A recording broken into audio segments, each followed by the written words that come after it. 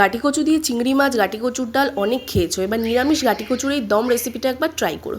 খোসা ছাড়িয়ে নুন দিয়ে 80% সেদ্ধ করে নিয়েছি গাটি কচুগুলোকে। এরপর কড়াই রিফাইন তেল গরম হয়ে এলে এর মধ্যে দিয়েছি সাদা জিরে আর কাঁচা পাকা লঙ্কা ফোড়নে দিয়েছি। এরপর ওই সেদ্ধ করা গাটি কচুগুলোকে দিয়ে দিয়েছি। এরপর একটু ভাজা হয়ে এলে এর মধ্যে কিছু রেগুলার মশলা ইউজ করেছি, খুব নর্মাল মশলা, নুন, হলুদ আর ভাজা জিরের গুঁড়ো আর কাশ্মীরি রেড চিলি পাউডার একটু ইউজ করেছি, কালারটা যাতে সুন্দর আসে।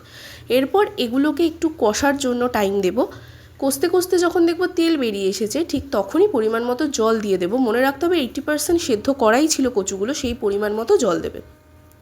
এই তরকারিটা একটু গা মাখা হবে, সেই জন্য সেই পরিমাণেই জল দেবে। এইবার আমি দিয়েছি এর মধ্যে হিং আর চিনি স্বাদ মতো। এরপরে ঠিক নামানোর আগে দিয়েছি ঘি। ঠিক যখন দেখবে এরকম হয়ে এসেছে তখন নামিয়ে নেবে। খুব ভালো হয়, টেস্টি হয়।